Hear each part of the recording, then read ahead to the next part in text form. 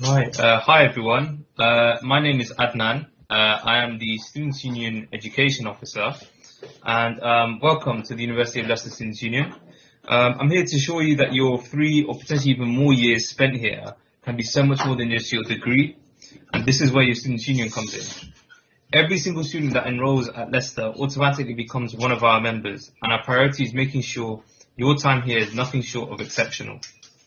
As we've only got half an hour for the talk, we'll only be scratching the surface of what the SU has to offer, but throughout the day and the rest of the week, there are lots of great opportunities to find out more about our representation, student groups, volunteering opportunities, and the support we have to offer. Here's a short video to give a brief overview of the Students' Union.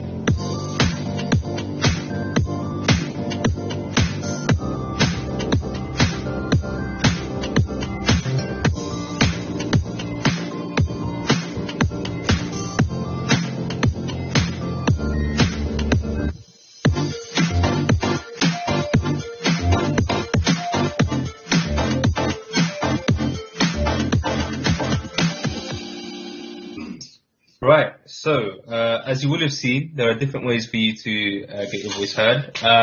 Your Students' Union is led by 6 full-time elected student leaders. Each of them are on the board there. I'm there as well. I'm your education officer, and we each have our own remit in terms of what we're responsible for, who we advocate for, stuff like that. We're also known as sabbatical officers. Students at Leicester can choose to put themselves forward to run for these paid full-time positions during or after their studies. During their election period, the SU and campus is completely transformed. And you'll see posters, banners and flyers everywhere you go, with students out campaigning to get your votes. These ourselves here, we were elected back in February of 2020 and now work in collaboration with staff members to ensure that the Students' Union is working hard on projects and campaigns that students are passionate about. Our influence doesn't just apply to the SU. As mentioned in the video, we are a separate organisation to the university. However, we work very closely with them, and our executive team in particular lobby the university to make changes for students, including those suggestions put forward by our student idea system. Do you mind going on the next slide? Amazing, cool. So we also have 9 part-time officers who represent other areas. For example, we have a women's officer, a disabled students officer, a BAME officer, and an LGBT plus officer. Their key responsibility is to make sure that the group they represent receives the support and services they require, and they work with full-time officers to improve the overall experience at Leicester. Amazing. So here are just a couple of wins we've got. As a member of your Students' Union, as well as getting involved in executive elections, either by running as a candidate or by voting for one, there are a number of ways you can voice your opinions, express your concerns, and generally help shape the future of student life at the University of Leicester. You can get involved with activism on campus through our excellent student groups, help with a union priority campaign, or sit on union council, where policy is created and passed by students. You can also have a real say in the teaching and learning experience that you receive as a student at Leicester by becoming a course representative, which we will touch upon in the next slide. We like to call all of the improvements and changes we help you to make union wins. And here are some examples of how we have helped turn your ideas and suggestions into reality. So we have academic representation. Part of whom the main things are course reps. Course reps are student volunteers elected for 1 academic year. Oh, you're joking. Elected for 1 academic year. Okay, we appear to have lost Adnan. There, so I will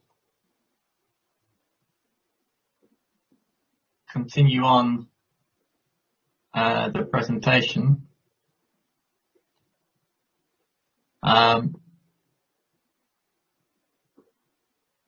The examples of course rep. So course reps enable students to feedback on the academic experience, highlighting the merits of the department and providing constructive criticism on the areas that aren't working so well, and offer suggestions on areas for improvement within the course, and issues from module content through to methods of teaching, workload, feedback, and resources. And on the slide, you can see some examples of course rep achievements, including recording of lectures, early release of timetables and module lists, and access to past exam papers, amongst many, many others.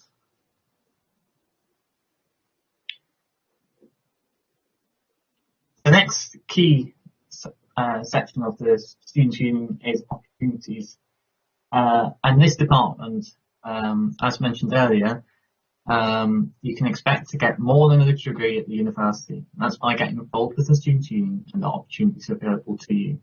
Many students say that extracurricular activities they got involved with at the university were the highlight of the university experience. We would very much encourage you to join in.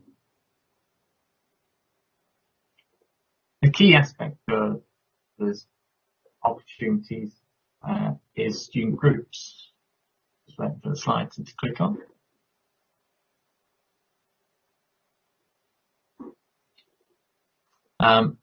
Here at Leicester, we're proud to say that we have over 250 student groups, from academic groups, faith groups, performance groups, and so much more. Joining a group is a brilliant way to meet people with similar interests, make friends, and try something new. You can also be on a student group committee throughout your time at Leicester to lead the group to new successes and gain some fantastic skills on your CV. Elections for posts come up in around about March time each academic year, so keep an eye out for these. And if you can't find a group you're looking for, it's never been easier to start up your own group and make your own legacy at Leicester. Last year, we helped over 15 new student groups get up and running.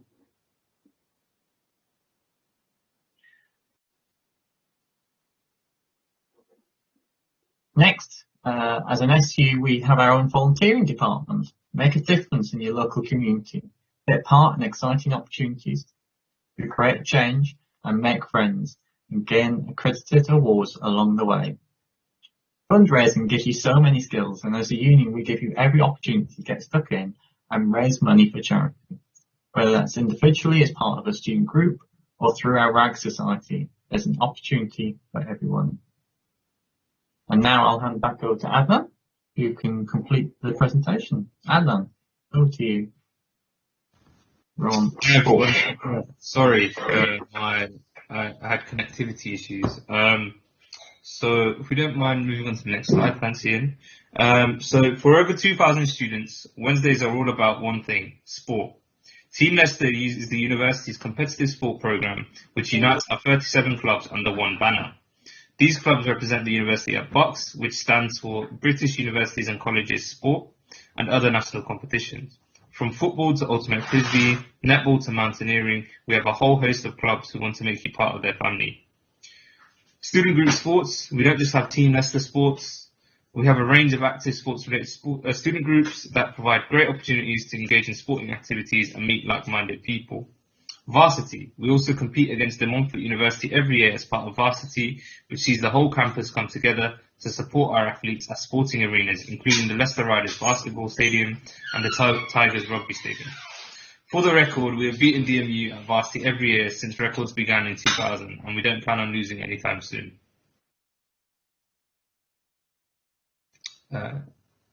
As a member of the Students' Union, you gain automatic access to free skills development workshops as well as free online courses. The workshops are designed to develop your skills and enhance your CV, support your well-being, learn about new things that may not be involved in your course.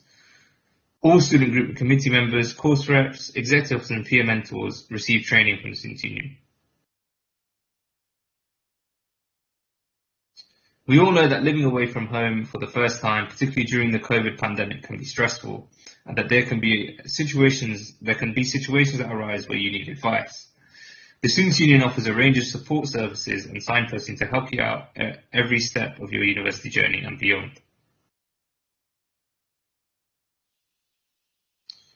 Our advice service offers all students free, confidential, impartial advice on a range of matters from accommodation, course and personal issues. You can book an appointment by sending an email, phone, or you can even talk to our friendly advisors over Skype.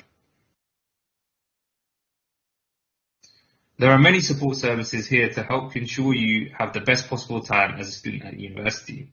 Leicester Talks is a directory of these services, which includes the Students' Union, University, Student-led, community and online services. It's important that you feel comfortable and able to speak up about your problems before they get worse and impact your life and academic studies, hence the name Leicester Talks. You may usually speak with your family and friends to get the help you need. At university, there can be challenges that require specialist support to ensure you understand the options you have available to you and that you get ongoing support. Our peer mentoring scheme ensures that every first year is matched up with the second or third year to help them throughout their term. Whether you want to see some assistance finding the best place to go out to eat or to take your parents when you don't want to take them to your student accommodation, there's no one that knows Leicester better than our students. Here at the Students' Union, we put on a whole host of fun and engaging activities that help to manage your well-being, broaden your minds, and ensure you have the best time at Leicester. We run campaigns every year, such as We Have Black History and Exam De-Stress.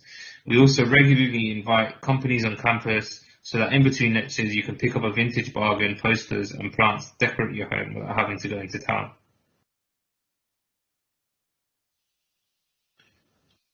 You also have the redevelopment plans. You can't really ignore the minute you come onto campus the big building work that's currently happening, in particular to the Percy Students' Union building. This is a great example of changes our executive officers, both past and present, have pushed for in recent years, as the renovation will feature loads of new social and learning spaces designed specifically with students and student groups in mind. There will also be a whole floor dedicated to Students' Union and University Student Support Services and a brand new food court. The building project is due for completion during the 2020-21 academic year, so you are all going to benefit from the new facilities. That brings our talk to an end. We'll advise you to follow our social media channels to check out what's going on. In the meantime, does anyone have any questions they'd like to ask? We will try and answer them the best we can. So Adnan, could you give us some ideas of some of the events that are coming up later this week and how students might be able to get involved with those? Yeah, so later this week, obviously we are in Freshers Week, and there will be, the Students' Union is running several different virtual events on, different areas that the Students' Union works on. So later this Friday, I'll be giving a short kind of, talk, just Q&A session on representation and activism alongside the Students' Union President, Mia, and a couple of other people as well. As well as that, there will be different taster workshops on, decolonizing the curriculum, for example, on grassroots activism. There are several different sessions in store, just to give you an idea of what the Students' Union is about. Cool. We have a question from a student who says, who can become a course representative? Yeah, so any registered student can actually become a course representative. You're there to represent your year, your cohort at a school level. So yeah, any registered student. Okay. I think that's all the questions, Adnan. So thank you very much. So coming up next at 11:30, we have a session with Adnan again and Mia, our president, who will talk a little bit more about their stories of being a student. There'll be opportunities for you to ask them questions, and we'll talk more about student voice and the different opportunities that that brings. So for the moment, thank you very much, Adnan. Thanks, Ian. We starting? Yeah, I think so. We don't need, no, there's no PowerPoint. Okay, I was just checking. No, yeah. That's handy. Do you want to start? I guess. Okay. So whoever's here, this is basically, so hi again, my name's Adnan. I'm a Students' Union president. Are you? Officer. Oh no, bro, I'm the Student Education Are you? Officer. Interesting. Don't remember Sorry. that election. Sorry. Wow. Okay, let's start again, shall we?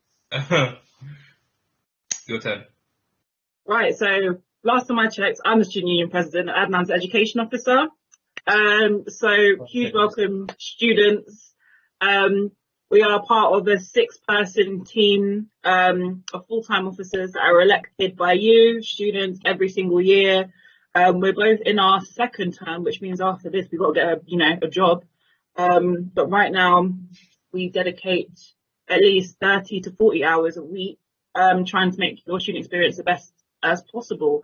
Right now, I think we're introducing just the voice element of the Students' Union, which is all about student voice, elected officials, and how we best represent you and how that informs your student experience. Yeah. So as Mia said, we're going to talk about the different areas of student voice and how you can get involved. I thought, we thought that it'd be good to briefly talk about in what capacity we got involved in the Students' Union. Mia, do you want to briefly talk about, I suppose, how you were involved as a student with the SU? Oh, okay. Yeah, that's fine. So, first year, I wasn't really too fond of course mates, so I was kind of like, I need to do some social stuff outside of that. So I joined this club, I joined netball.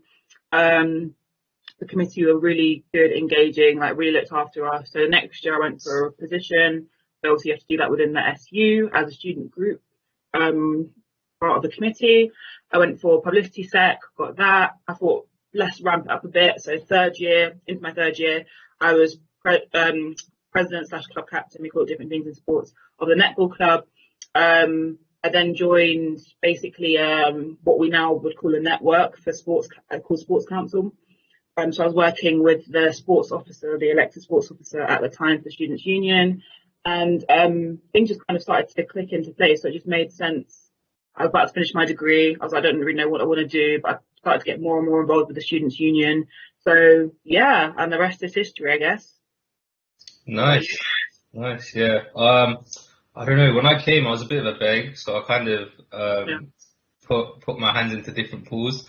So to be honest, from first year, I joined Union Council, and I was a course rep in first year as well.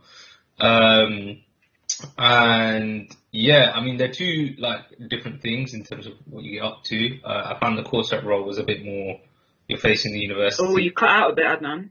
Oh, can you hear me? Yeah, it was literally just like a little end bit. Oh, okay. Yeah, sorry. No, I was just saying, so obviously as a course rep, it's a bit more like university facing, whereas Union Council, I found there's a bit more opportunity to work with students and represent them. In my second year, I was on Union Council again. I actually went as a delegate to the NUS National Conference, which you can actually run for to represent this SU. That was good fun. Met loads of different people from up and down the country working on and organising on different things. And in my final year, I sat on the committee of the Palestine Society as a campaigns officer. I was quite active with them. And even though I wasn't on the committee for Amnesty, I was also quite active within Amnesty as well. And, worked together on different kind of, human rights campaigns and stuff like that. As well as that, I was an equality and liberation champion. That's over. Like you're literally like type A voice student. Yeah, I know. I'm the tick box for everything. Yeah, you're literally like the voice poster boy. Okay. Yeah, I guess you could say that. But yeah, so I was a equality and liberation champion, and I suppose that's why I kind of went for the education officer role, was that because I was working on stuff that I was passionate about, and I thought, okay, why not take it a bit bigger? But yeah. Yeah, it's interesting you say that, because I feel like I went for sports because that was literally my uni experience. Is where I met most people, was where I did stuff. So even when I started to meet more people on my course, I met them through sports. And I guess even that year being sports officer allowed me to then think about what I want to do. So I think president now fits more within what my course relates to, religion, human geography. So it's interesting. Basically, I guess what I'm saying for students is that you can start at any point within the SU and you can still end up in the same place. So you're not stuck, it's not like a streamlined thing. If it's student voice, you're representing students in any way, even that as part of like a sports captain or a, whatever committee, you can still come back and, it's very flexible basically. I'm seeing a question. Looking back at your experiences, what would your top tips for students, I'm guessing be, just arriving in Leicester? It's a big question, Here it is. Well, I guess you can't embarrass yourself by being overly friendly, I think, in the first couple of weeks, because literally it's what everyone's doing. Everyone is just trying to make mates. So everyone's like, oh, hi, what's your name? What's your course? Like, it's not as cringy. So wherever you're coming from, whether that's sixth form, college or whatever, you got a new start at university, and that can be scary, but it can also be like a refreshing time. I know it's so much more trickier because you guys are literally coming in and there's these new rules around your health and safety, and you can't do this and you can't do that. But I guess we're just trying to make sure that there are as many areas as possible, and now a lot more of them will be online. So basically just don't feel like you're doing too much socially, because you're not, and no one's going to think you're weird or like over eager. I guess also would be, for me, what really helped is like having a look through the city, because I just can get lost basically. It's a small enough city. I say that coming from London, but I would definitely say just tips as in, before you need to go somewhere, I would just have a little trial actually getting there. Because maybe have a range of students that are in OB or that are in wherever. So I guess those are my tips. What about you, Adnan? No, not much to add really. They're quite good. I think just very generally, just go at your own pace. There's not, as Mia kind of alluded to, there's no rush to kind of get to know people. Just speaking personally, I didn't really make my close friends till second year of uni. So I honestly think there's no rush. Like go at your own pace and as and when you're comfortable in terms of socializing, especially like with social distancing and stuff. So yeah. 100%. It can feel very intense. It can feel like you're looking at people next to you and they've got like 5,000 new friends already, and if you don't, that's fine, So really do just take it at your own pace, and to not at your detriment, because there are still different ways you can get involved. So just making sure you're not isolated or lonely. I think those are the key areas. So I think don't rush to cement a meaningful relationship. Just focus on trying to keep yourself busy, and then the rest will follow, I think. There was one that came up. It's not to do with this, but it came up at 11:30 once. I'm guessing it hasn't been answered. Is the campus open to use, such as a library? Yeah, but you have to book in slots, and you can do that all online. So hopefully that was nice and quick, anonymous. I'm not seeing anything else at the moment. So should we just go through the general your side, and then I'll talk about the other boys' side? Yeah, sure. So I was going to chat briefly about how you can get involved, particularly from an academic perspective, like if you're passionate about academic issues. So on a volunteer level, there are a couple of roles, namely the course representative role and the departmental representative role. And there's the education network as well, but I'm not going to go too much into that. So with the course rep and department rep roles, they're both voluntary. They're both similar, but they're also different in the sense that for those of you who were in the previous session, the course rep role, you will have known that, and obviously for those of you who aren't here, the course rep role is a school-based, so be based in your school, a volunteer role, and ideally they'll have at least one course rep per year, so per year grouping. And basically you're in charge to try and advocate for your year, your cohort, at a school level at what is known as student staff committees. They're called SSCs, where course reps for that school, as well as different representatives across the school, learning and teaching conveners, basically people who help design course structures and stuff like that, as well as several other people will be sitting on those committees, as well as some people in the Students' Union. And you'll be able to raise different things at that committee. Different schools do it differently now. Some are quite formal with it, some are a bit less formal with it. But that's generally how that pattern follows. Department reps, similar but slightly bigger, so you'll be focusing more at a college level as opposed to a school level. I should say schools are like your individual subject departments, and they all fall under three colleges across the university. So you have the College of Science and Engineering, College of Life Sciences, and the College of Social Sciences, Arts and Humanities. They're all quite long and wordy. They have abbreviations. But anyway, yeah. So there's a department rep for each of those colleges. Each of whom I believe, don't take my word for it, I believe sit on like the college level learning and teaching committees, which basically oversee things like learning styles, delivery of lectures, so on and so forth, and just different policy that they want to implement to help better, student learning experience. But yeah, no, that's pretty much, if you're very interested around academic issues, things like timetabling, things like closing the feedback loop, the awarding gap, whatever it is you're passionate about, I'd very much encourage you to get involved with either one of these roles. Probably a course rep first before you go for department rep, but it's up to you. Yeah, I think someone's already asked. I'm thinking about running for course rep. Is that a good idea? 100%. Go for it. Before I even knew that I was going to run for like any sports thing, my first port of call, I was going to go for being my English, sorry. Basically, that was the first thing that I was thinking of doing, being a course rep. So I think it's a good, like you said, a good transition role. Once you've done that, you'll get the confidence to go for other things as well. So please do, and we'll see you soon, hopefully. How can we become a course rep? Ian's around.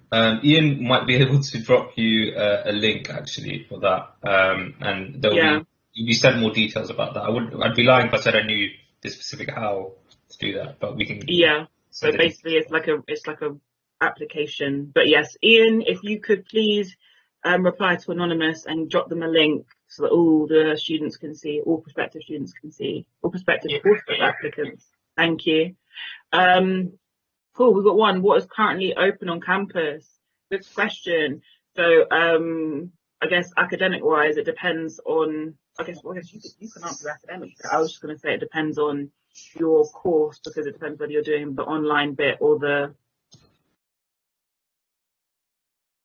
But in terms of the extra bits, apart from the course, we have a range of food outlets open. The Students' Union is open, and we have like a range of social spaces in terms for you to study and things like that. The library is open. You have to book to get book your slot. The gyms are open. Again, you have to book your slot. So it's a new normal. It's not too different for what usually happens, but there's just not that kind of ease of going into every building whenever you want.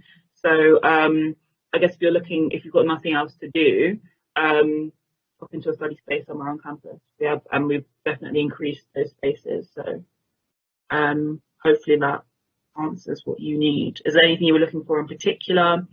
Because of course we have loads of freshers events going on. We've tried to make sure that as many of them are online as possible, but we also have, I think, the vintage sales happening right now in the O2. So that's open for students. So we have a mixture of both going on campus. But if you go to leicesterunion.com, look at the freshers events, you can see everything going on.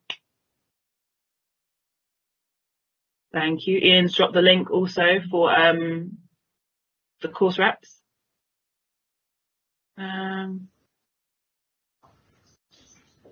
Oh, cool. Did you want to talk about briefly like the network stuff and council? Yeah, let's go. So basically, we've had a range of different models for how we make change at the Students' Union. So if you're an individual and, for example, you thought this needs to be changed or something personal, usually that would just go to us as the full-time officers, and we would communicate with the university to get things done. If it was a campaign, we'd either pick it up or we'd give you the resources to help run it. If you're interested in a very specific part of the Students' Union and it's something you wanted to be able to represent on an institutional level, you have the option to join a network. So we have a range. I won't go through all of them because, again, this is all on the website. But there's a wellbeing network, there's a BAME network, there's an interfaith network. Like, we have a lot of networks basically, and it's a group of students that will represent that topic when it comes to council and other things. So, and it's led by either your full-time officer or your part-time officer. So alongside the 6 of us, we have another, I believe, 9 part-time officers, and they are all part of different liberation groups that are underrepresented in higher education. So that's just to make the difference in because when we have standard liberation groups in life, they may not reflect the same ones that we have at university. So, for example, I know people tend to ask when it comes to our part-time officers. I've got a question for that. Why isn't there a men's officer? Because men are underrepresented in higher education, but mature students are. Whereas when we talk about liberation outside of the university, we might not talk about age coming into it, but at university we will.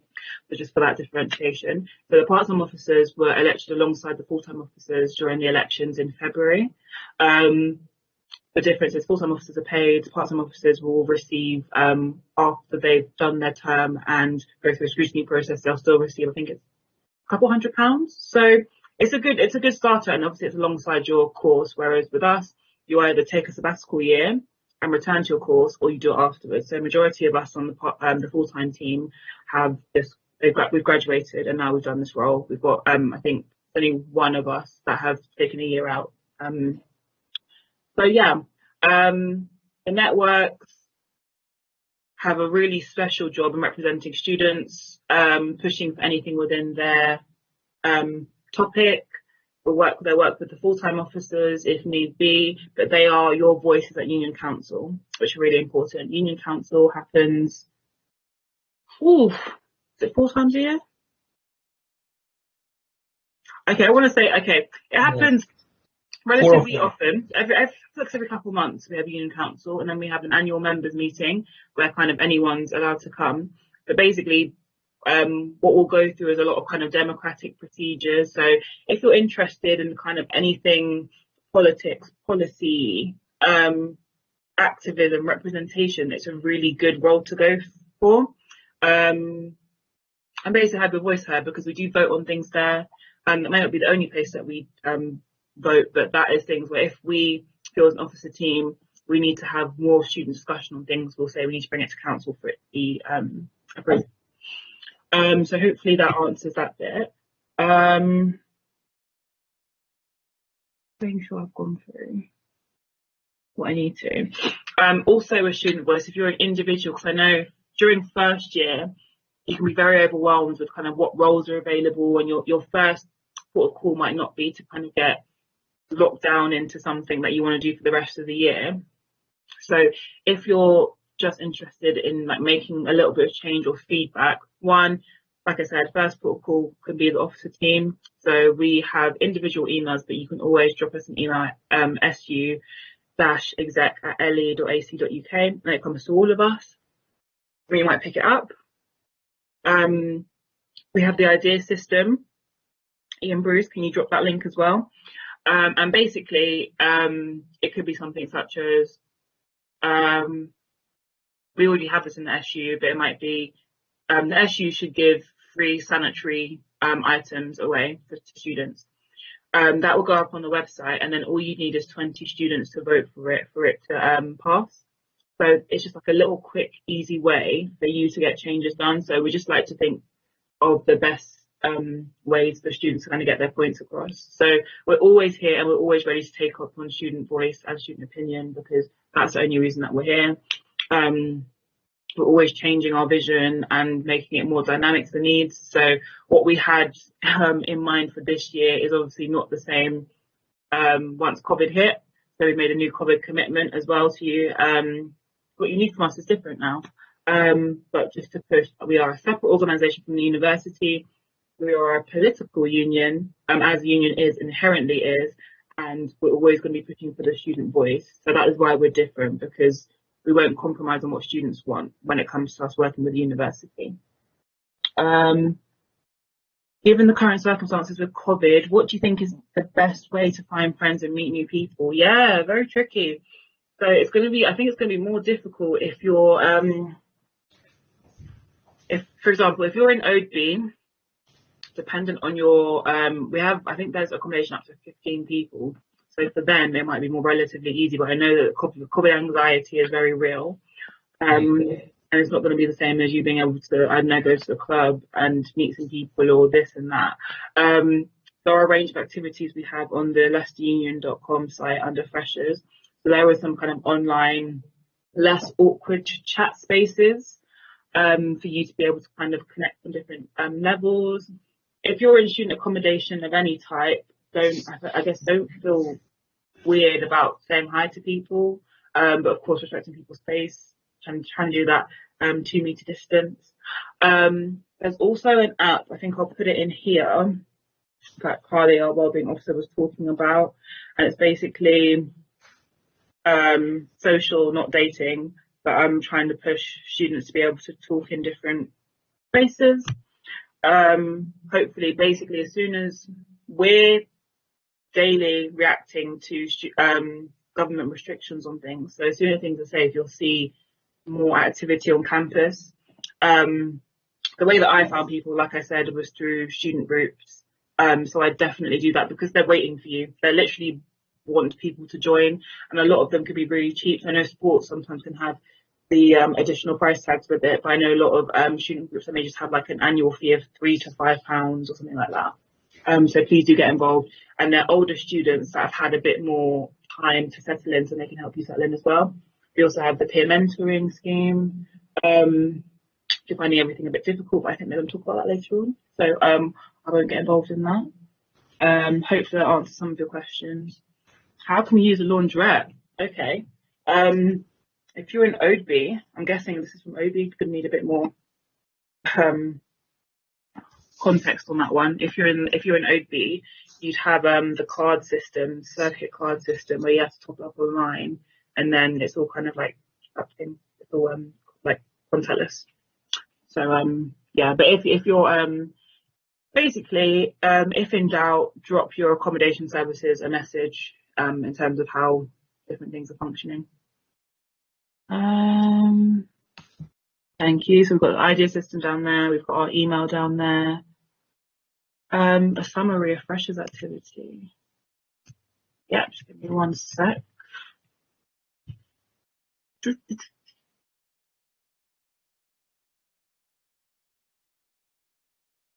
I'll also drop the link. I've been talking about Freshers. So here we have our page with everything Freshers. I'll give you a couple things. So events such as vintage clothes sale, we've got campus treasure hunt, we've got student meet and greets, we've got a support fair, we've got confidence skills workshop, there's yoga every 30 minutes on tomorrow, we've got student essentials Leicester tour, virtual cooking, public speaking workshops, more yoga, activities and sports fair, which I'm going to be biased and say, please go to. It is obviously hosted online, but there are so many different clubs and societies. What I did when I started was just write down a little list of everything you're interested in, and it will start to kind of get smaller and smaller. There are so many events. I can't really say all of them. We've got Wildcard Wednesdays at Attenborough Arts Centre, the virtual club nights, activities fairs, another activities fair, virtual live drawing. I mean, like, come on. So a lot of these will be online, like I said, and hopefully we'll be able to draw some of that back and start seeing you more on campus. Because at the moment we do have some activities in the pipeline that I can't really share with you guys, but from next week there should be a bit more activity on campus for you to be able to come, sit, eat a bit more socially, dare I say it. But hopefully that's answered everything.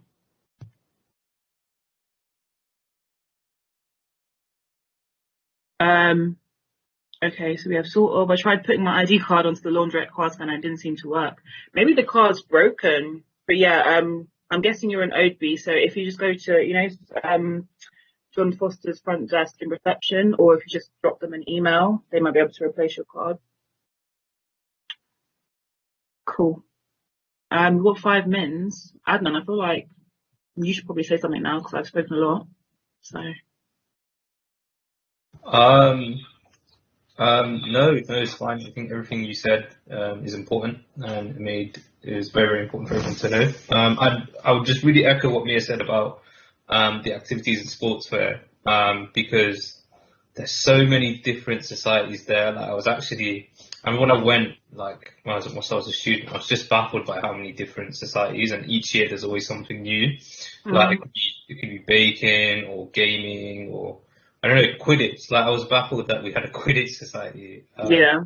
But So I don't want to oversell them because obviously Hannah and Elle have their slot coming up, but these are all part of representation. So when I don't want to break it down and people thinking that to be a representative you have to be in this kind of cohort.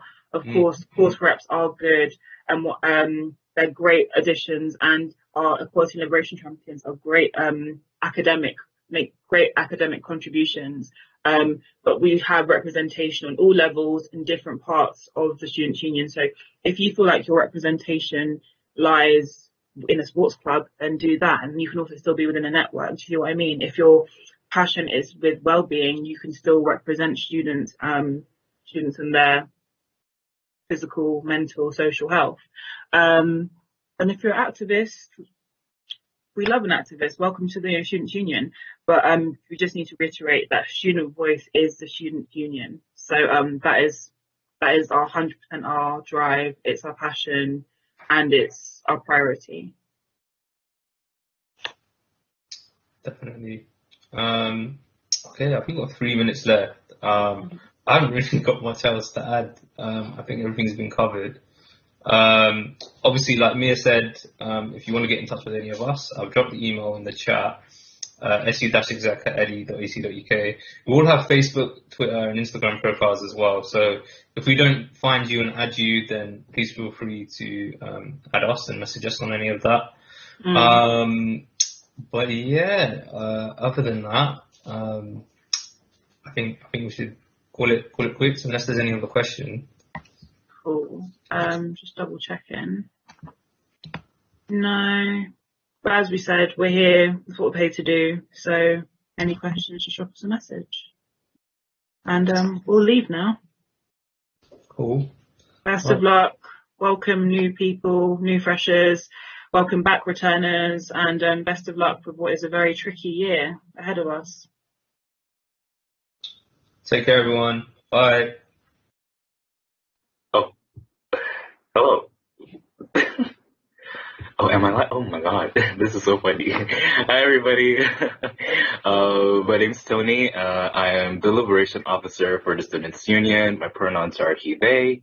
And well, first of all, welcome to everybody. I'm really excited to be here with you, even though it's virtual. Amazing. It's all good. A little bit about me. So this is my second term as Liberation Officer. I started my second and final one. It's been quite a journey. It's been a lot of fun representing students in the many different areas, and being able to just talk about issues that aren't necessarily talked about or represent the voices that aren't necessarily represented. So how I got involved in the union. I was part of two different societies, I think. Yeah, two societies. So I joined the committee for LGBT society first. I think I was social secretary, and then I became well-being officer. And then I went for street dance society as well, because I love dancing and I always wanted to do like something active during that period of time. So then I joined street dancing and I became social secretary. And like being part of committees kind of helps you understand how sort of different things work, because you work with a lot of people, and being an executive officer, you also have to work with a lot of different people. So it kind of helps sort of create that sort of relationship or understanding how things work, or getting to gauge how different things function and stuff. So after that, I also, in my final year, I became an equality and liberation champion, which applications are out. So please, if you find the link, please join or email me. We're gonna have a nice chat about it. It should be all right. But yeah, I became an equality liberation champion because by the time that the role was out, the union and the university were starting to take steps into making sure that the voices of students from marginalized backgrounds were coming to the forefront. And I kind of wanted to be a part of that, and I wanted to do some work relating to it. So yeah, I became an Equality Liberation Champion, which kind of led me to going for the position of Equality Liberation Officer. And I'm the first one, so it was a little bit tricky. Because I was like fresh out the boat sort of thing, and trying to like shape the role at the same time. So it was quite interesting. But here we are, a year and a half later, I think. But not even half. We're not even there yet. But yeah, almost a year and a half. Maybe not in the best circumstances given Corona and all these sort of things. Ideally, we wouldn't be here, but we're trying to make best of what we have. But yeah, so a little bit about my role. So what I do is, I think I alluded to it at the start, but it's always good to say it again. I represent students that come from marginalized backgrounds. So whether you're LGBT, gender, sexuality, gender. Why am I forgetting things from my own remit? This is so funny. Sexuality, gender, race, disability, religious minorities, and many other protected characteristics. That's my main role, and that's what I do is represent you in all of these different things, and ensure that the university and the students' union are, well, making sure that they are as inclusive as they say, but also myself being open to listening to everybody and ensure that my processes and every single thing that I'm doing are as inclusive and approachable to every single person, because I always say like liberation is not a single issue. Anybody that's in the equality area or interested in sort of social justice and all these sort of things, it's a collective issue, and one person can't necessarily do everything by themselves. There's a lot of learning, different experiences that have to be taken into account, and that's what I hope to bring to the role. So we can do all of this together. I'll be on the background doing like majority of the work. Just pass it on to me. I'll just do. But I think it's a collective thing, and we should all work together to ensure that we can fight the good fight, and leave a long-lasting impact. But yeah, there's a couple of things happening now. Black History Month is coming up soon. We finished Pride, and there's quite a few other things. So stay tuned, or you feel free to use the question function.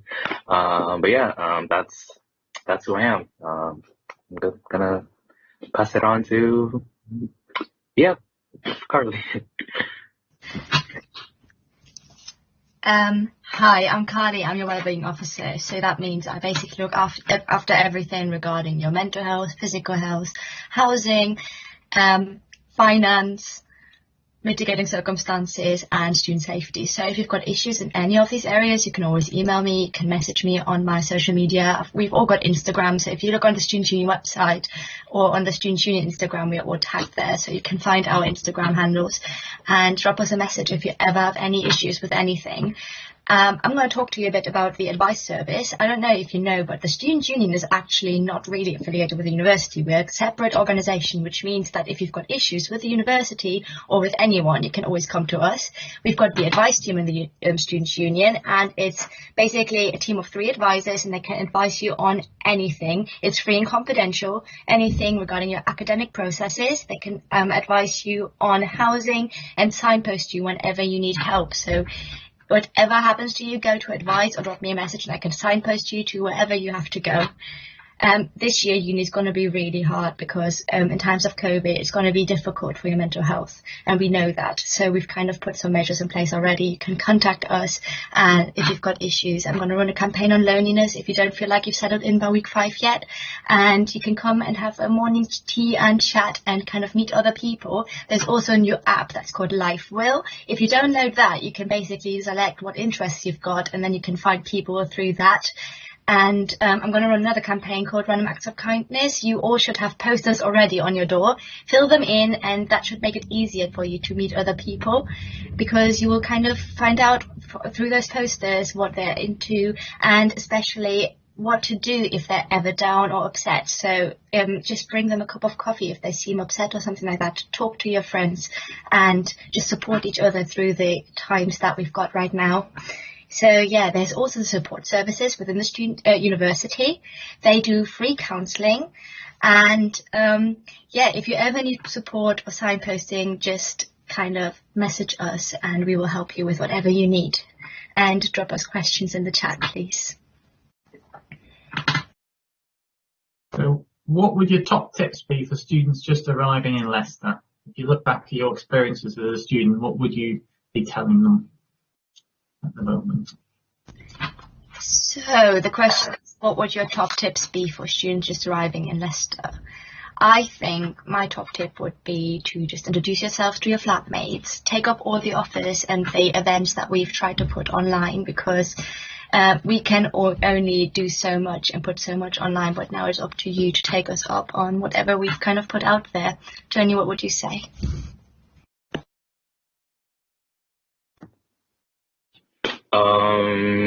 I'd say around that. And again, take us up, but don't feel pressured in any sort of way. It's a very troubling time.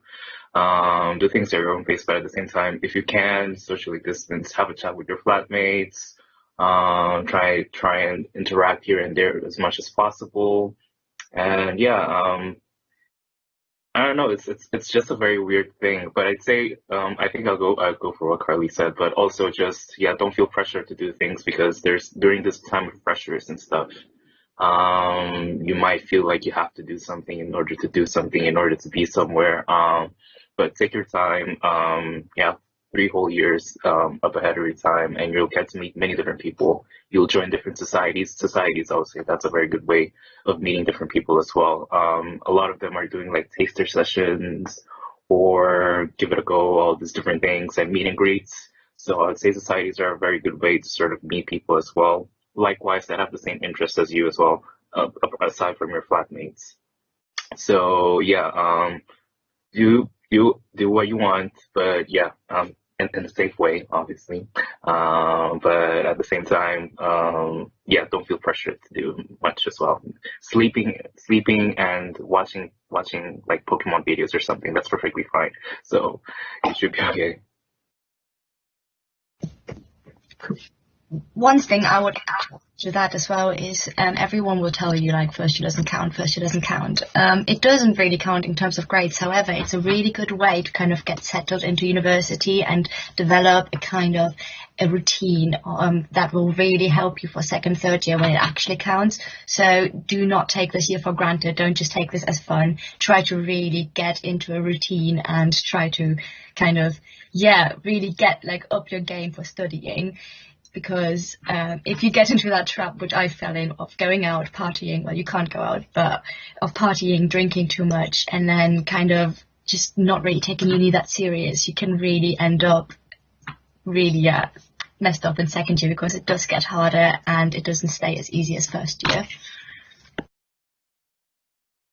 And I know that you both are going to be giving sessions on Friday where you're going to be talking about some of the campaigns that you're going to do, but maybe as a mini kind of appetizer, maybe you can give a brief overview, maybe a couple of the things that you'll be doing in the first few weeks, and maybe how students might get involved with those things.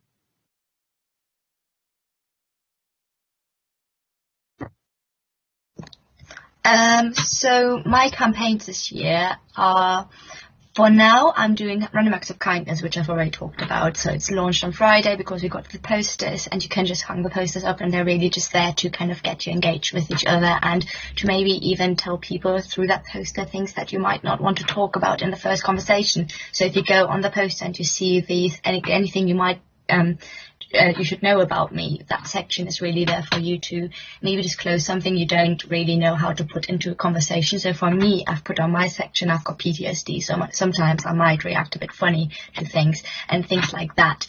Then I'm going to do a loneliness week. So in week 5, I'm really going to focus on students that might not have settled in yet. And I'm going to encourage students that have settled in to also go up to the student that might seem like they haven't settled in yet, to really get them engaged. And you can come to a coffee morning and chat thing on the Monday. And there you can then meet loads of people and kind of share your experiences of your first few weeks. And you're not alone. That's the most important thing that I'm going to try to kind of make you understand in those sessions. And I'm also going to run another campaign. It's called Here to Hear Support for All, where I really need every student's kind of input, because what I want to do is create a series of leaflets about signposting, and you can decide what you want these leaflets to be about. So I'm working on a sexual violence one right now, which will go into all the toilets. It's going to have a flowchart on it that will then tell you, if it happens, what to do, who to contact, how to kind of not clear up the situation, but how to kind of get help and the help that you need, so you don't run in circles. And another one I'm working on with the queer officer, queer and trans officer, and Nick, and with Charlie, the LGBTQ plus officer, is a black, and Tony is a black queer mental health flyer as well, and an STI flyer will come out soon as well. So if you've got any ideas for new flyers, just drop me a message and I will see if I can work with you on them. Tony?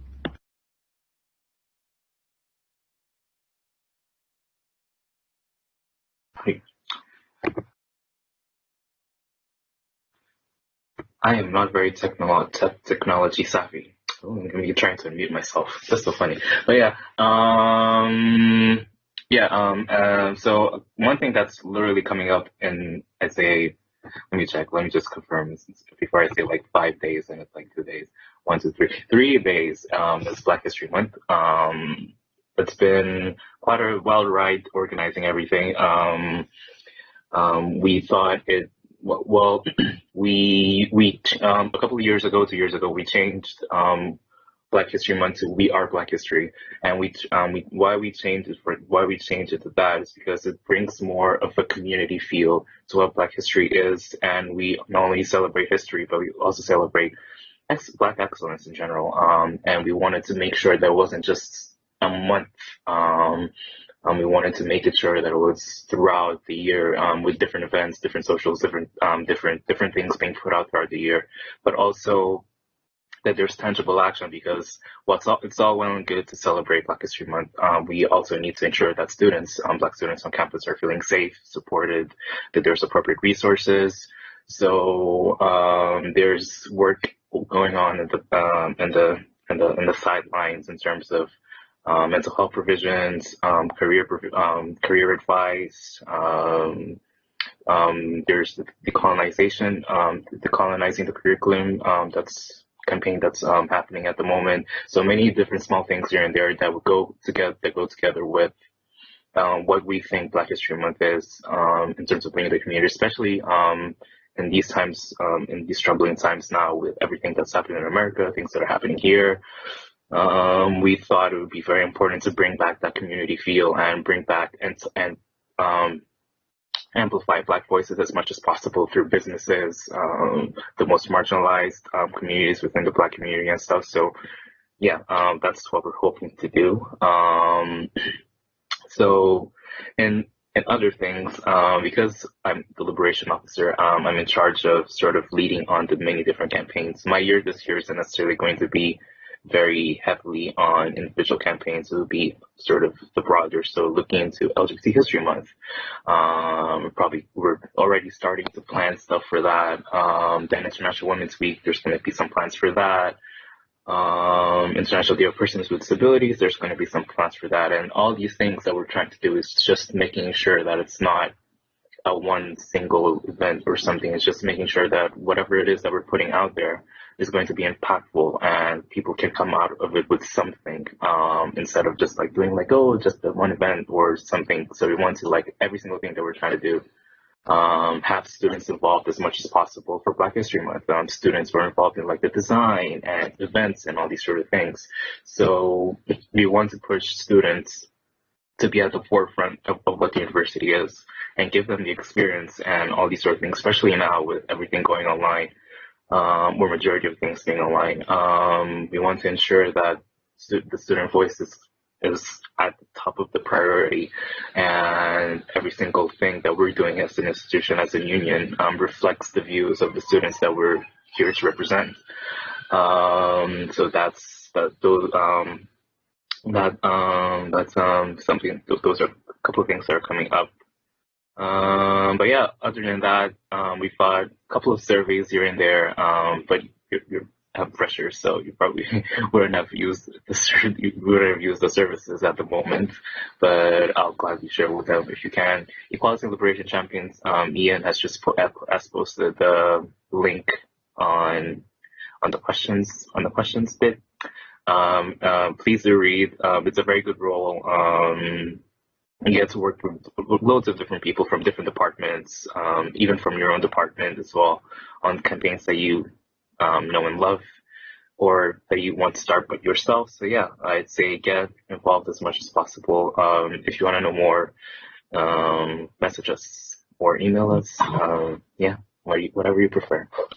Thanks, Tony. We've got another question from a student who asks, what kind of support does the union provide for LGBT people? Thank you for that. So I'll start with the one that's out there. So we have the LGBT Society. They're amazing, very good. But also we have the Trans and Non-Binary Officer. We also have the LGBT Officer. They're sort of those three are like the main contacts that are there to be able to support you in terms of LGBT, but at the same time, they're still students. So that's a good question that I asked, because at the moment, we're looking into better resources within the counseling services. So one of the surveys that I alluded to is looking at LGBT students' experience with the counseling services. So hopefully that's going to be done at the end of the month, and we're going to look into better provision. So at the moment, what's looking like is probably some outsourcing or stuff or something, but I need to like have proper look at things. But yeah, there's counseling services. There's people who are LGBT issues specialists. But again, with the survey that's come out, we're trying to gauge how good the services were for LGBT students. But I would say there's Trade Sexual Health, which is an organization that helps with LGBT sexual health. They're very good. We work with them quite frequently. They've come to campus quite a few times. And then there's the LGBT Center. The LGBT Center is more sort of general support, and they have youth groups. They have groups for different interests, groups for for people from different backgrounds. So if those are more city based. On campus, again, we have our advice service, and we try to support students as much as possible through the service, and we refer to different spots as. But yeah, I'd say main contacts go LGBT Society, LGBT Officer, which is Nick Farmer, and Charlie Hugel, who is the Trans and Non-Binary Officer. They're the people. Yeah, the society works. The LGBT Society works. They're very good people. Very, very lovely people.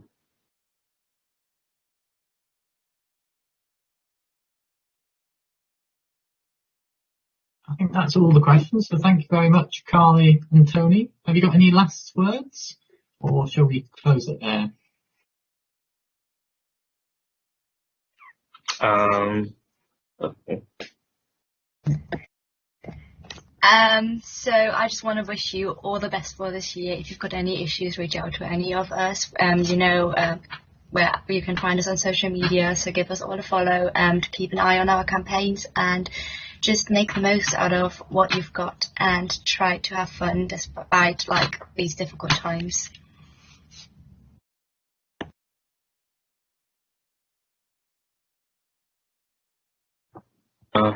Here I am. What I was gonna say, again, I hope everyone is doing well. Please take your time with things. Don't feel like you need to rush. Enjoy your time here. It's gonna be a wild ride, but one that you're bound to enjoy. It's an experience. Try to get out of your comfort zone if you can. and enjoy different things. Try finding out a couple of things about yourself and explore parts that you possibly couldn't explore before. And yeah, just have fun as much as possible. And we're gonna be here for you. If you need anything, just message us or anything. And we've got one final question that's just come in. As per present COVID situation, most of the meetings are online. Do you still hold conference and meetings on campus? How might that work? Sorry? But How might that work? It's tricky because of no government restrictions doing the whole 6 people thing now. It depends. Most of them are online. Most of the meetings and all these things are going to be online. Yeah, it's a tricky situation. Yeah, because it's not a thing that you can like do small bubbles of like 6 people in different places in the same room. It's just like you can only have 6 people. So I guess it depends. No, it doesn't depend. Majority of things are going to be online unless there's some sort of particular thing that people want to organize. Things are mostly online. Yeah. Thanks, Dave. Okay, we'll stop it there. Thank you very much.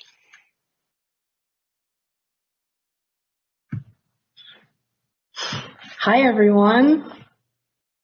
Hi.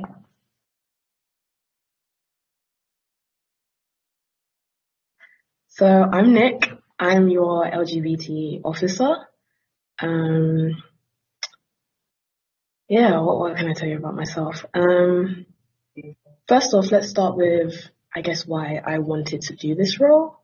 Coming to the University of Leicester, I realized that there was a lack of representation for queer Black students and events that I would say would be beneficial to them. And I thought, okay, why not give it a go? I'm passionate about this.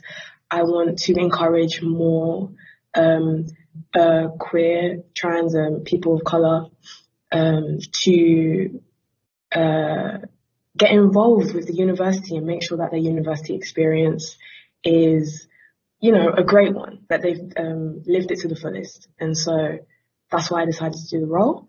I am also the chair of the LGBT plus network. Yeah.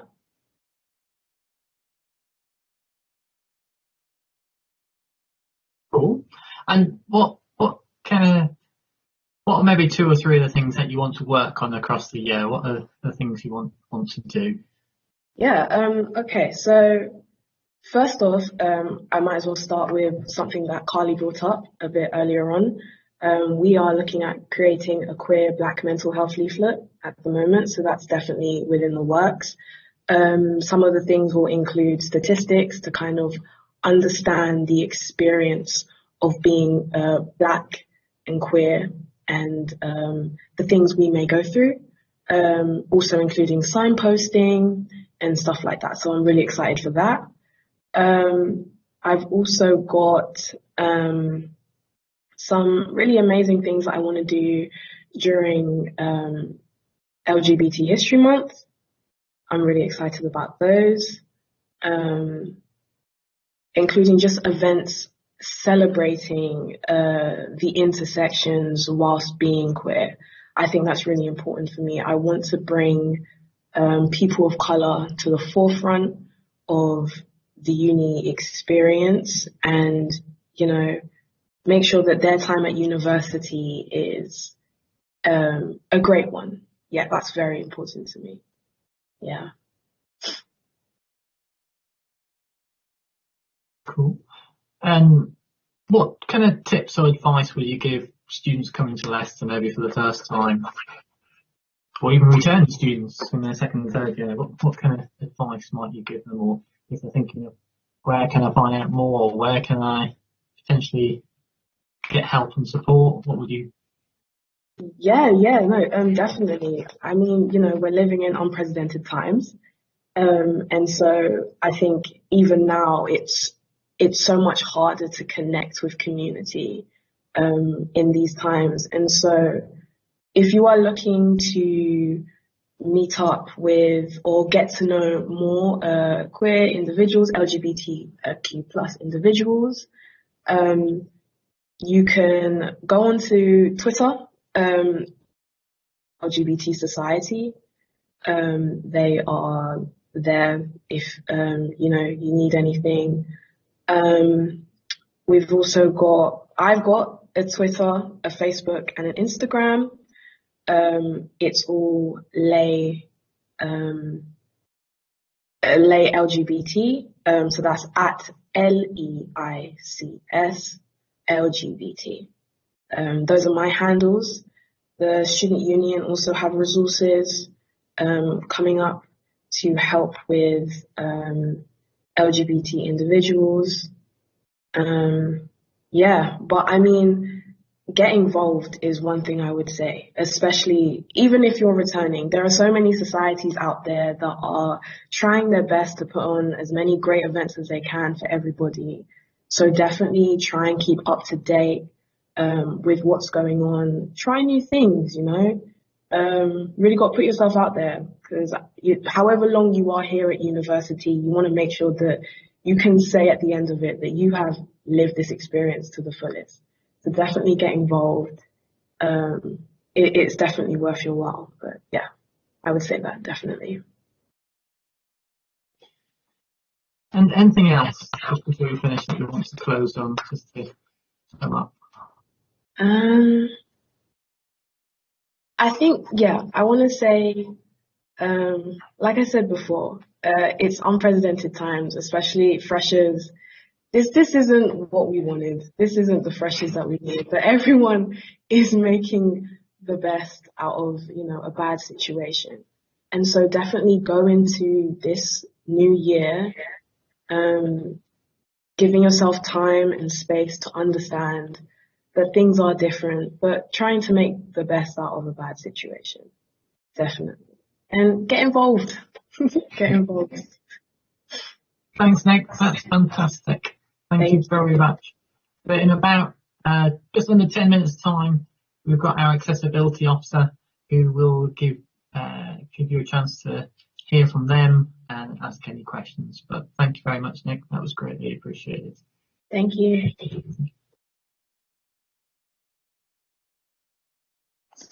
Okay, cool. Hello, everyone. I'm Elle, and I'm your activities officer for this year.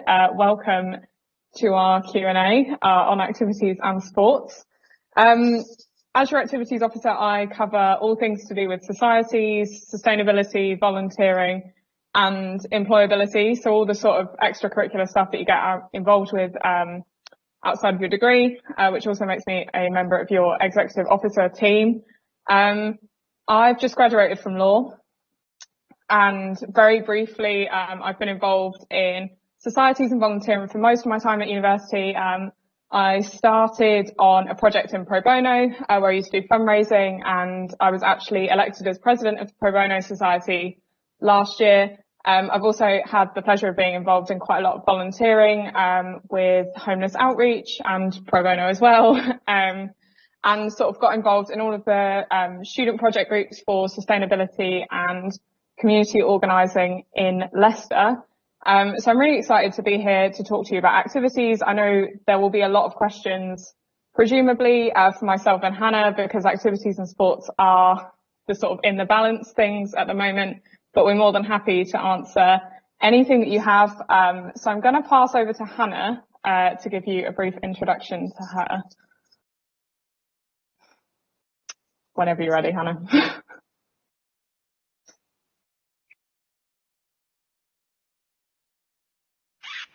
Hi, so I'm Hannah. I'm your sports officer this year. I've previously been a student at Leicester for 4 years, so I did my BA Geography undergraduate here, and I graduated last July. And then I stayed on to do my PGC teacher training, so I was also a postgraduate. Throughout all 4 years, I was involved with the Cheer and Stunt Society, also known as Leicester Panthers here on campus. In my second year, I was treasurer, and I went on to be club captain. So I've been on, I've held community positions, And I also got involved with Sports Council, and that's kind of ultimately why I put myself forward to run for the sports officer job in the end. Also throughout my time, I was part of JogSoc, which is a Geography Society, and I represented them in our intramural, which I'll elaborate on a bit later, but it's where I played for the Geography netball team, and we played against other sporting societies, or cool societies that had their own sports teams, which is a bit more informal than our Team Leicester clubs. So my role this year primarily is kind of campaigning on key issues that sport faces, trying to widen participation in sport, get more students active on campus. We're going to play a massive part, I think, this year in kind of getting people out of their rooms, kind of combating loneliness, kind of getting active, giving them something to do, in addition to obviously your online lectures and some face-to-face tutorials. So I look after our Team Leicester clubs. We have 33 of them, which are main sporting clubs. We also have ULSU sports societies. And then I also represent the intramural and our Let's Do Leicester programme, which is a bit more informal social sport, which doesn't require the financial or kind of other commitments, regular commitments that some of our other sporting clubs do. I'll pass back over to Elle. Yeah, thank you. Obviously between us, we cover most of the groups here. So I'm going to briefly talk about the activities team. So we also, as well as myself, we have a full-time staff team in activities, and they are union activities. They can deal with most of the operational questions that you have. So they mainly look after committee members. They organise all of the virtual fairs and stuff. So throughout the year, if you have any questions, you can come to us or you can come to the team directly. They're always running and helping groups run things like Give It a Go sessions throughout the year. And they're responsible for all the sort of communications that you will get about all the things that you can get involved in. So they're especially good to be found on the website, and you can sort of find any groups, any volunteering opportunities, should all be able to be accessed online. So yeah, Hannah, do you want to introduce Sport and Active Life? Yeah, so Sport and Active Life take responsibility, I guess, for obviously the gym, the Team Leicester clubs, and they also run the intramural and the Let's Do Leicester programme. So in terms of Sport and Active Life here on campus, we have two gyms. We have one on campus. We have one up at Oadby Halls of Residence. Both are currently open. In both those facilities, they have the gym, they have the weights area, the cardio machines, they have the pool, and they do have sauna, steam rooms and jacuzzis when they're open. We also have some other sports halls on campus, also at the Charles Wilson, which is also used for some sporting activity. We also have our intramural, like I said, that is course societies. Anyone can any society really can actually enter a team into the intramural leagues. I think we're going to have football, badminton. I'm going to try netball outdoors, basketball, depending on how this indoor rule of 6 sport plays ahead. Also, our Let's Do Leicester programme is going to be a mix of virtual and in-person events this year, and these are more things like Zumba, yoga. They do also have a bit of badminton, a bit of table tennis, those kind of things, which again are free to take part in, whereas for Team Leicester clubs, you have to purchase a gym membership and a club membership. So the benefit of Let's Do Leicester is it's free, like I say, it's non-commitment, and you can just turn up as and when you want. We're going to the Q&A now. Cool. What do you want to say? No, we can go into the Q&A. So as Ian has posted, if you have any questions for us, then you can just drop them in the Q&A. So there is a question about whether or not there's a scuba diving club, which I will answer. Currently there isn't. So there are two answers to this question. Can you mute me? So there are two answers. Predominantly, one, if there are any clubs that you want to get involved in, they can all be found on the website under Find a Society. Now, my answer to Scuba is that there isn't currently, but if you wanted to set one up, there's also a space on the website for you to start a society. And if you go on that page, there is all the information that you need to know about how you would apply to start a society.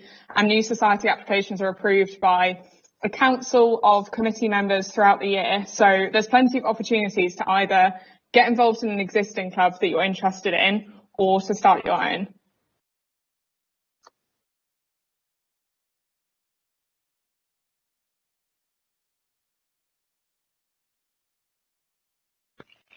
Okay, so the next question we've received, I can answer from a sports perspective and then Elle can answer from an activities point. So do we need to pay for memberships in each of the clubs and can I join more than one? So in order to join one of our Team Leicester clubs, like I said, there's 33 of them, you need to purchase both club membership and a gym membership. So the gym memberships are tiered. So we have our Team Leicester membership, which is the minimum you have to purchase in order to take part in our sports clubs. And that's £140. And that just gives you access to Team Leicester training, fixtures, things like that. There's also the silver, the gold and the gold plus. But like I said, minimum Team Leicester. And then what you purchase after that is kind of up to you. Silver just kind of gives you accesses to classes and Team Leicester fixtures, but then gold is your standard kind of everything all in. Team Leicester, your swimming, your gym, your classes.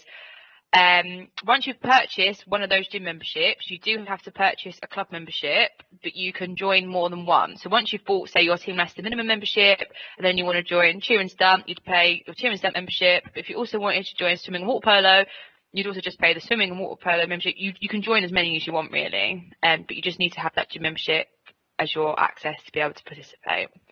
From a activities perspective, Elle? Yeah, so I'm going to I've just had a quick read through and I can see that there's a couple of questions about society memberships. So the answer is on the website, on everyone's individual page, you'll be able to see how much their membership is. For societies, you just pay a flat fee to the group. And then, so there's no sort of base gym membership. Every group is priced differently. Groups have looked at their pricings on the basis that a lot of their events will be sort of online. Then how do we join them? It's the same sort of thing. So I'm going to cover this because it is linked to membership. On the website and at Activities Fair, there is a long list of all the societies. You can either randomly select a society, or if you know what you're looking for, you can just scroll down and find their logo. On their page, there is an option to pay for membership and to keep up to date with the society. And that will give you the contact details and the option to purchase your membership, and then you are a member and the groups will be in contact following that. So I definitely recommend going to their pages and getting in touch with the committees on social media if there's sort of a specific group that you're interested in. There are a few sports questions, so I'm going to pass back to Hannah. Okay, so the next one down on my list, it says, how is the virtual activities fair going to work or like? So there's actually a few fairs going on. So again, I'll tell you what the sports fair is going to be like, and then Elle can give you the activities perspective. So sports fair is taking place on Wednesday 30th of September, between 10 a.m. and 4 p.m. It's taking place virtually. It will be taking place on Microsoft Teams. So all the sports clubs can be found on the SU website. So you can read out a bit more about each one. There'll also be a link then that takes you through to Microsoft Teams channel. And basically how it will work is every hour on the hour, the committee of each club will do a presentation on kind of their usual training, what they get up to throughout the year, what you can look forward to if you join the club. And then you can ask them any questions. You don't have to put your camera on, but the video chat will be an option. There'll also be the chat. You can use your microphone. And that's how that part is going to work. But we are going to be doing in-person Give It a Go sessions the following week between the 5th to the 11th of October. And again, you'll get more information about the Give It a Go sessions, when they'll be taking place, where they're running, things like that at the sports fair. So sports fair is online. The following week, you can actually try out the sports in person.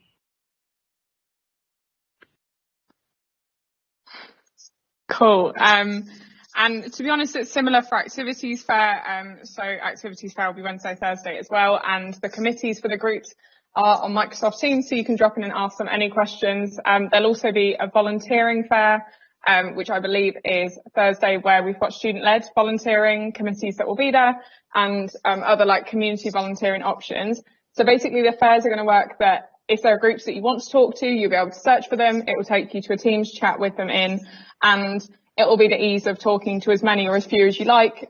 Committees are rotating throughout the day, and they'll be able to give you more information. And I would definitely recommend, as we'll keep saying, going to the group's social media and chatting to them if you have any questions outside of their slot as well. Okay, back to some more sporting questions. So does any club apart from Team Leicester clubs require membership? Okay, so if you wanted to join one of our 33 Team Leicester clubs, you have to purchase a gym membership and pay the club membership. But as I kind of briefly said earlier, so if you're joining one of our ULSU sports societies, so they're things more like, I think we've got canoe, kayak, motorsport, those kind of sports societies, then no, because they're classed as a sport group, they're not classed as a Team Leicester club, and so you don't need a gym membership for that, but you still just have to pay the club membership joining fee. Another question, is there an athletics track? So up at Roger Bettles, there is like an outdoor, I think it's 400 metre, like running track. But our running and athletics club, you go to Saffron Lane Athletic Stadium. That's where they have all their training sessions, which is a local one just in Leicester City Centre. And they have track and field training facilities there. Or if you like running, we're obviously very close to Bickley Park. Quite a lot of people do runs around there. So you've got a few options if you want to go running. You've already answered the how do we join society one, haven't you? Okay, so I'll move on to another sporting one. How are Team Leicester sports running this year, especially indoors? Okay, so myself, Sport and Active Life, are working really hard, closely following any guidance that's put out. Everything we do has to be in line with that. So if you're an outdoor sport, so your typical like football, things like that, they are running, they are outside, so they can go ahead. What we're doing is each sport has an NGB, a national governing body, and they've set out like a roadmap, a return to play. So our clubs have to follow whatever the national governing body says for that sport. So like, for example, football, they're allowed 30 people outside training at a time. So that applies the same for our clubs. Some clubs, such as like rugby, they're slightly modified because of that contact element. So it'll just depend on where they are in the return to play roadmap of their sport. Indoors, obviously last week, the guidance got brought out. Indoor sport is capped at 6. Obviously we have to follow that. So, but we can have multiple groups of 6 as long as they don't mix like their individual bubbles in a sports hall. So you can train in 6 but separate from each other. So have some like 3-on-3, things like that. So we're going to adapt it like that. And another way we're getting around it is some sports which typically play inside, such as basketball, netball, things like that, we're looking at getting them outdoor courts so they can have more people taking part than if they would indoors. So we're looking at how we can adapt. But they are going ahead, we're following all the guidance, and it continuously changes. So whatever I say now will probably be different in a few weeks' time.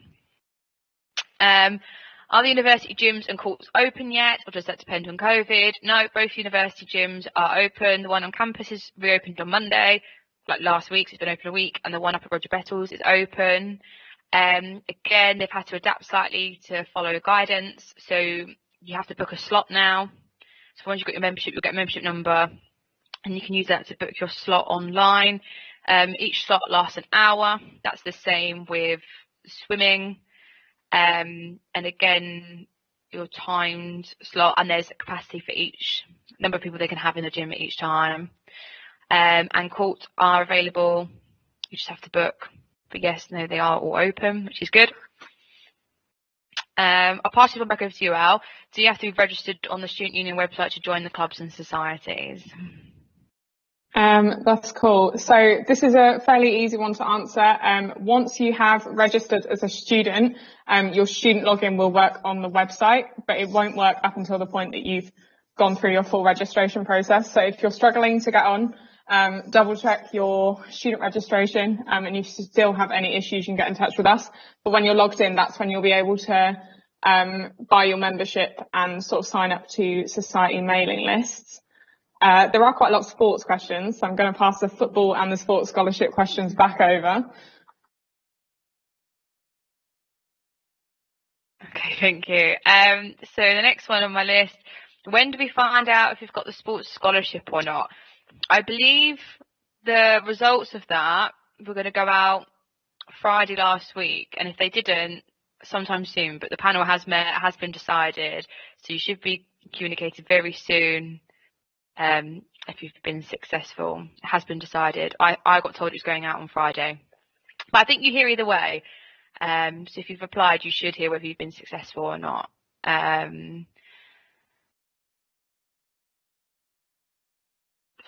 I'll go to the football one and then I'll pass back to Elle to repeat how we join societies. So what's the nearest sports place where someone can play football indoor, outdoors, that's close to Opal Court?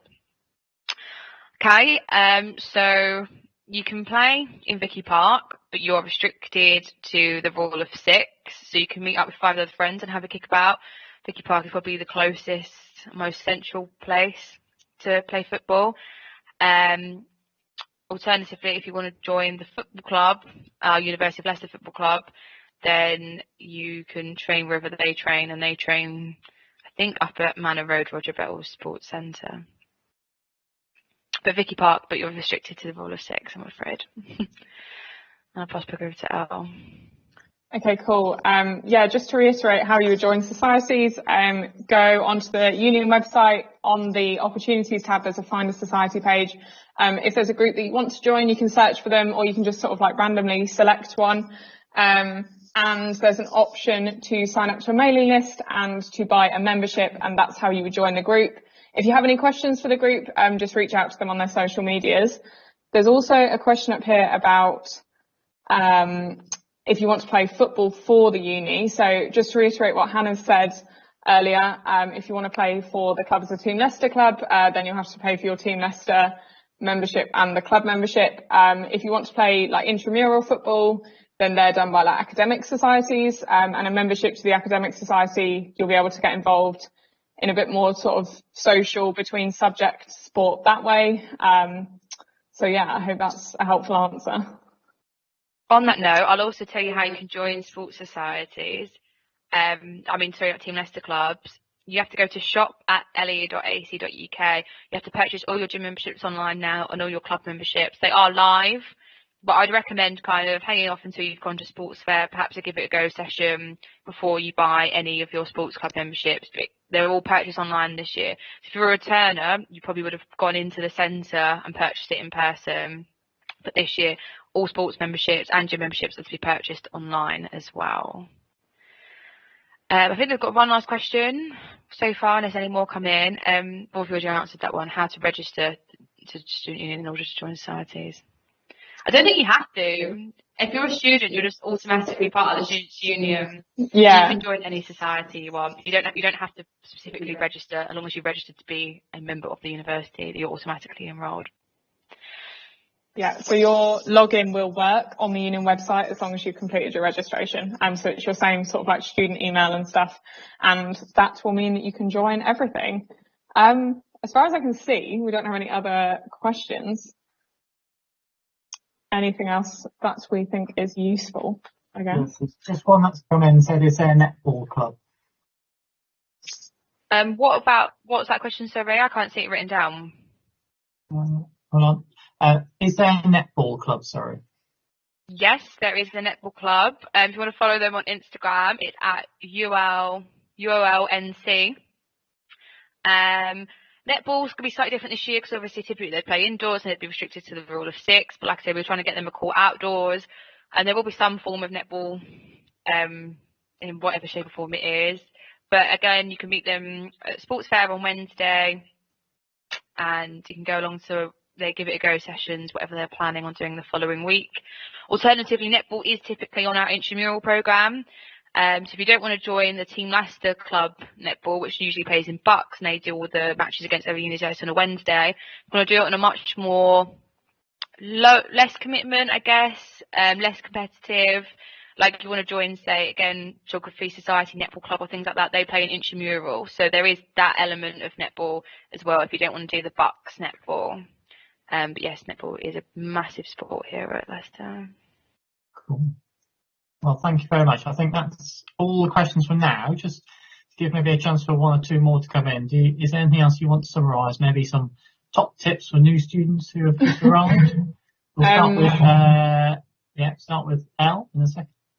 Okay, cool. Yeah, no, top tips would just be get involved whenever you're ready.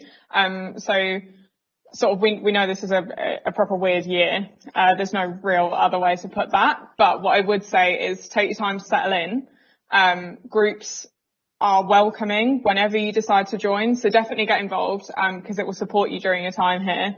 There's so much to get involved in, but sort of take it up when you're ready. So also what I would point out is Give It a Go has got a really good combination of virtual and face-to-face socially distanced events. So sort of whatever you're feeling comfortable with. Definitely check the timetable and see what's going on, because there should be something to suit everyone there. So that is my top tip. I'll give my top tip later because I'm seeing there's a few more sports questions come in, so I'll prioritise answering them. Can I explain Bucks? Okay, so Bucks stands for British University and College Sport. So in a typical normal year, you'd get teaching, you wouldn't have any lectures or classes or anything like that on a Wednesday afternoon. Wednesday afternoon is reserved for sport, and that gives you the chance to go around the country. Some of our clubs do regionally, some do nationally, in the leagues against other universities in all your sports. They're hoping to bring back Bucks will resume in January, fingers crossed. They're going to do a bit of like local regional play in semester one if they can, if your sport permits it, if it's an outdoor sport, that kind of thing. Yeah, we're just hoping it will come back. There's no promotion or relegation this year. It's just purely for development play. Normally, obviously, if you'd win your league, you'd go up and you play a different set of universities, things like that. So there's none of that this year, but the kind of response and feedback from students is they still want that have that competitive offer. So Bucks have taken that on board and will hopefully deliver that if they can, but obviously safety has to come first. So it will depend on what kind of restrictions are in place at the time. But there's also the league, but Bucks also has some like competitions. So some sports don't play like weekly matches, weekly fixtures. They just go to a Bucks competition and kind of, I guess, compete against everyone at once. So there is the leagues and there is also the one-off competitions. And then we get Bucks points, I should say. So if you win the league, things like that, you get a certain amount of points. So as a University of Leicester as a whole, will have a set number of Bucks points. And then, I don't know, I'm guessing there's some trophy. But obviously you want to have, as a university, the most Bucks points as possible. It's kind of the ultimate aim. Another sporting one. If you don't make it in onto a club team, can you still play the sport? And maybe when improved later, you can join a team. Yes, most of our clubs, you can join the club in any way, shape or form. I'm pretty sure all clubs, they'll have like a first team, second team, third team, etc. Each club, depending on its size, will have a different amount of teams. But our team Leicester community is really, really welcoming. We welcome beginners of every sport. You don't have to come to university having played that sport before. We really encourage trying something new. And all of our team Leicester clubs do cater for beginners, and they will have a team that allows you to develop and learn the sport. So whether that's a development team, or okay, you might not make the first team, but you'll be able to make another team. And what I'd say is people really rapidly improve the sport at Leicester. So just because you're trying something new or you haven't played the sport before, don't worry, because you might surprise yourself, and after a few taste sessions, then you might pick it up really quickly, and there is opportunity to do that. And year on year, obviously, you can do different teams.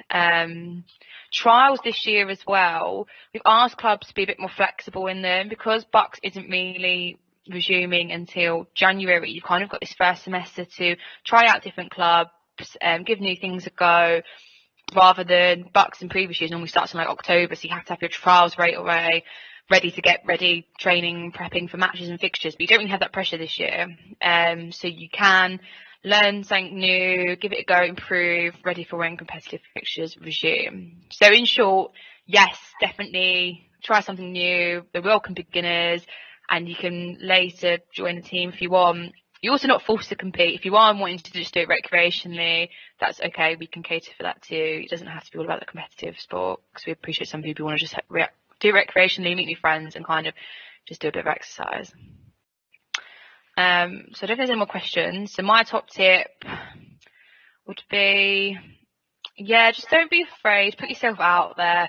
Grab opportunity that kind of comes your way, especially this year. I know it's a bit awkward, kind of everything's virtually, things like that. So I would just go out of a comfort zone, because it ultimately pays off in the long run, and give everything a go. Try something new, make the most of everything on offer. Like I said, I came to uni with a dance background, and I'd never done cheerleading before. Try something new, fell in love with it. So yeah. Oh, there's one new question. What was that going to be? Oh, it's another sport question. Okay. Do scouts ever come to games to see if some players can play at a higher standard, or do you have to join a club to elsewhere for that? This is a really interesting question. Someone asked me this the other day. I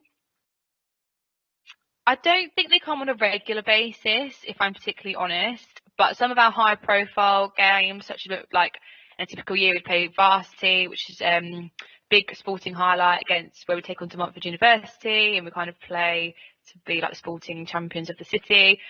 You might get scouts come to like those big high-profile events, or if your team makes it to the final of a competition, you might get scouts at those kind of instances. And I guess it depends whether scouts get invited to games, which it would differ between clubs. So I mean, the possibility is there, but I can't say it's on like a regular basis.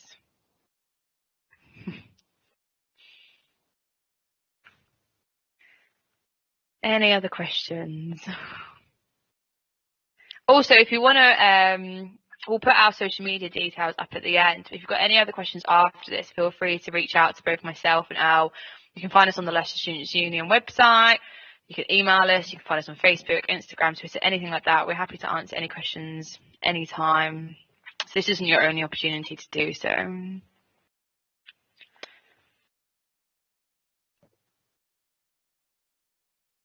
Cool. Well, thank you very much, Hannah and Elle. That's been very good. Lots of good questions that got asked. As Hannah and Elle said, if there is any more questions, do get in touch at any point in the next few days. Also, there's lots of opportunities to find out what's available at activities fairs and sports fairs, so please do go along to those. I can't see any last questions, so we'll stop there. And the next thing coming up in a few minutes' time is an introduction to your Imperial Part-Time Officer, Bianca. Thank you very much.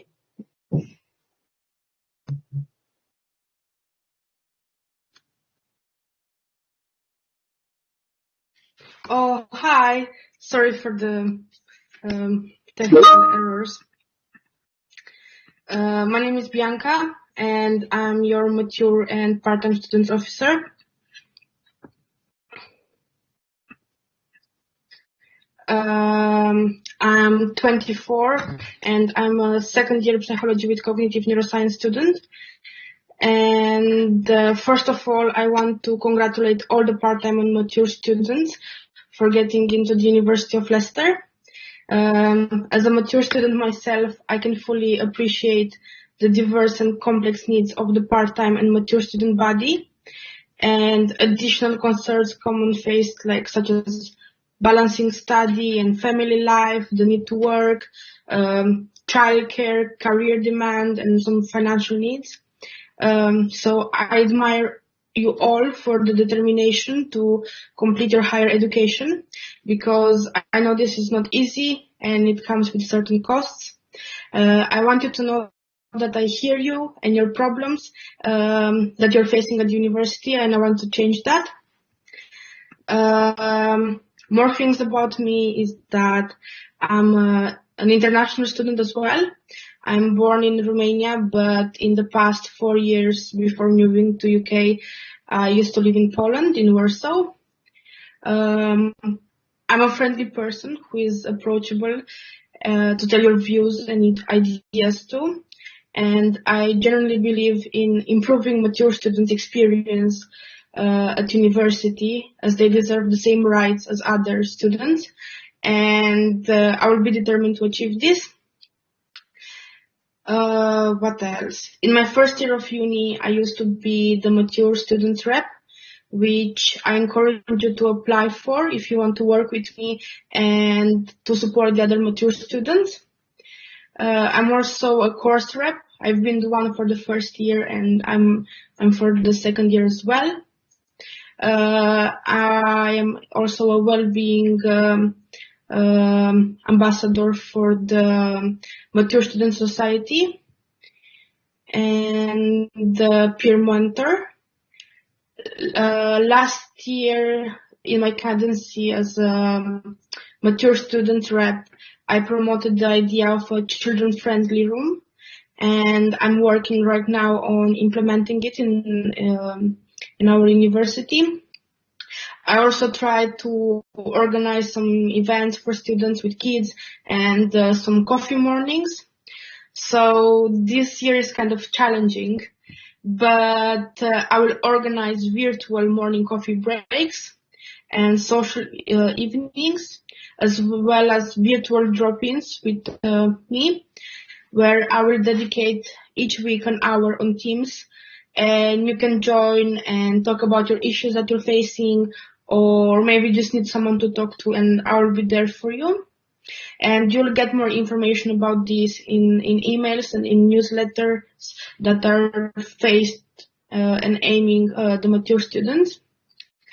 And in the end, but it's very, very important point, is that I would like to lead to more academic support for the mature students who re-enter education, sometimes after a gap of a few years or even decades, because I know that you need support, and we will try to make everything better for you. And a tip from me is that try to talk with your personal tutor, try to talk with your peer mentor, and don't forget that the student union and the academic staff is there to support you anytime. And just raise your hand, send an email, send a text, and reach us, and we can be there for you. I don't know if there are any questions. There's no questions yet, Bianca. Thank you for that. That was a very good overview of what you're planning to do and things that are up and coming.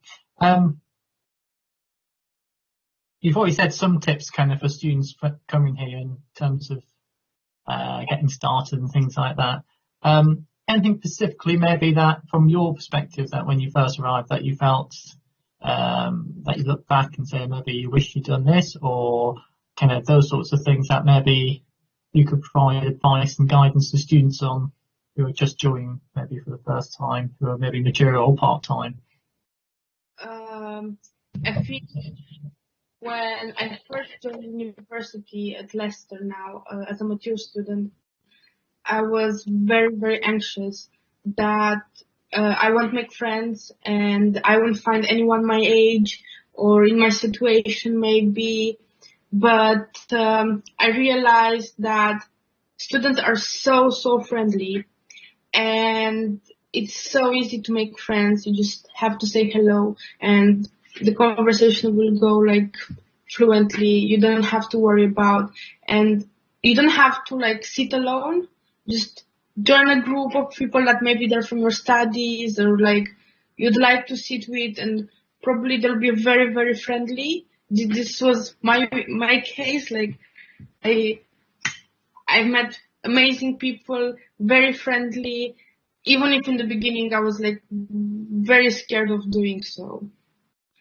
And as a mature student as well, maybe if you have like carers responsibilities or parents responsibilities, we will also organize virtual coffee breaks, or we will try to like find a time to adjust to so we can meet together and have a chat and discuss about our kids or anything. And you have to know that you're not alone. You're not alone in any situation you are right now.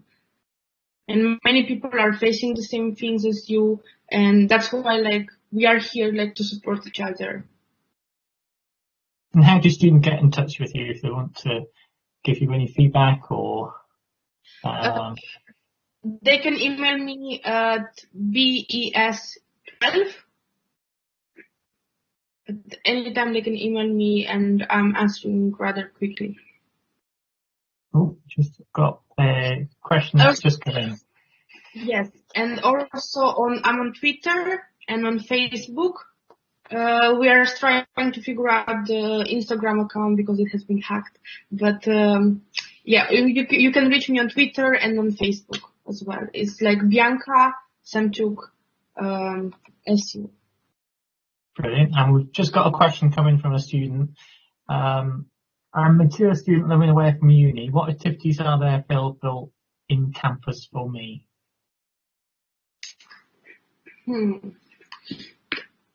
I think it's like you should keep in touch with your colleagues. You should join, maybe they have like a Facebook group or WhatsApp group where you can communicate with them. There will be many online activities. I know it's very, very hard to be far from uni, and maybe you feel that you don't have the real uni experience, but we will try to do our best to feel like you are there, but like from your home with these virtual sessions and everything. Okay. Thank you very much, Bianca. That was great. Thank you for your time. And we'll stop there. I don't see any more questions coming in. Any last comments before we finish? No. If not, that's great. I encourage everyone to join the Mature Student Society, which is free of charge, so you don't have to pay anything.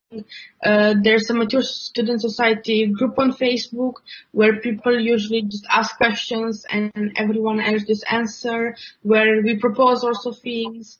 So just like Google on Facebook, University of Leicester Mature Students, and you'll find us. Thank you very much, Bianca. Thank you. Okay. Thank you. And thank you everyone for attending, and thank you for asking the questions. And that ends today's schedule. Thank you very much.